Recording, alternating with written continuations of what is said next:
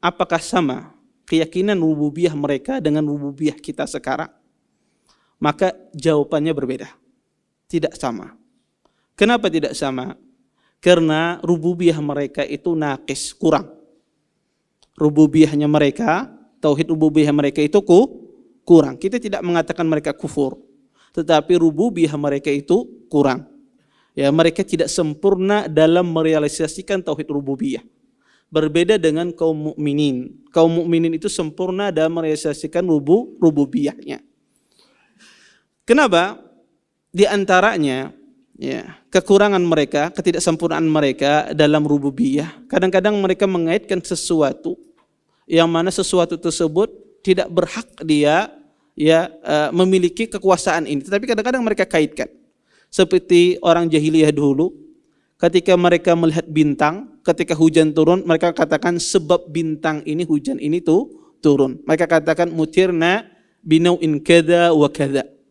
Kami diberikan hujan, diturunkan hujan akibat ada bintang ini. Padahal yang menurunkan hujan adalah Allah Subhanahu wa taala. Ini kekurangan dalam tauhid rububiyah. Kesalahan mereka dalam tauhid rububiyah.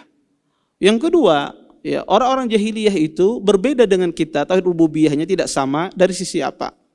Mereka orang jahiliyah zaman dahulu, orang-orang Arab jahiliyah zaman dahulu, mereka mengakui usul rububiyah.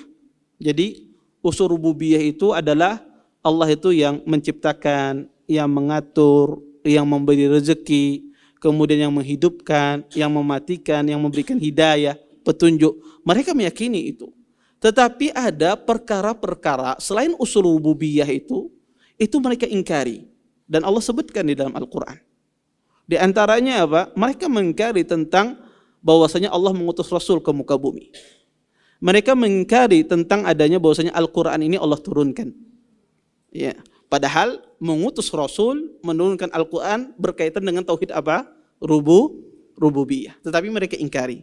Makanya Allah katakan wa ma qadarullah haqqa qadri id qalu ma anzalallahu ala basyari min syai'.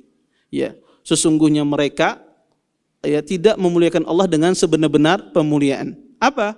Kenapa? Karena mereka mengatakan ma anzalallahu ala basyari min syai'.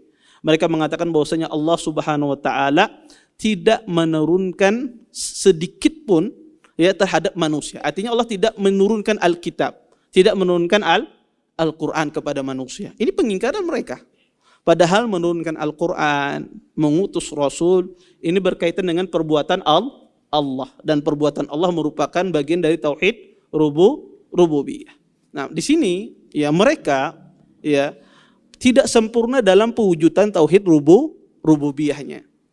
Sehingga jangan keliru, jangan dikatakan tauhid rububiyahnya mereka itu sama persis dengan tauhid rububiyahnya kaum mukminin. Tidak sama, tapi naqis, kurang.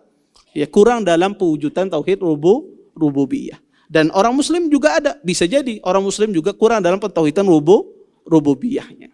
Dan ini kejadian mereka. Kemudian, apakah mutlak orang Arab itu tidak ada yang mengingkari tauhid rububiyah? Ya, ini juga harus dipahami ya. Jangan sampai nanti keliru dalam pemahaman ini.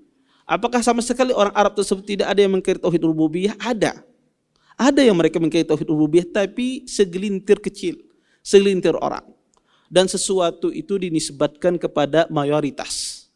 Adapun sesuatu yang pengecualian, sesuatu yang sedikit itu tidak dinisbatkan.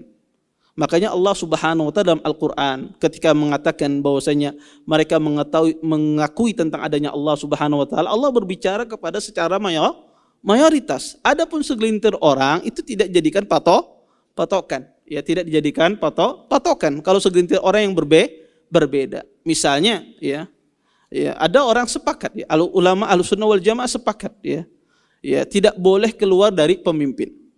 Keluar dari ketaatan seorang pemimpin. Kemudian ada satu pendapat, dua pendapat yang menyelisihi kesepakatan ini. Maka ini tidak boleh dinisbatkan kepada Ahlussunnah wal Jamaah. Kenapa? Karena ini ada pendapat yang syadz, pendapat yang keliru, pendapat yang menyelisihi pendapat mayoritas. Maka sesuatu itu dinisbatkan kepada kepada mayoritas. Adapun orang pengecualian ini tentu tidak dinisbatkan karena pada setiap masalah itu pasti ada pengecualian.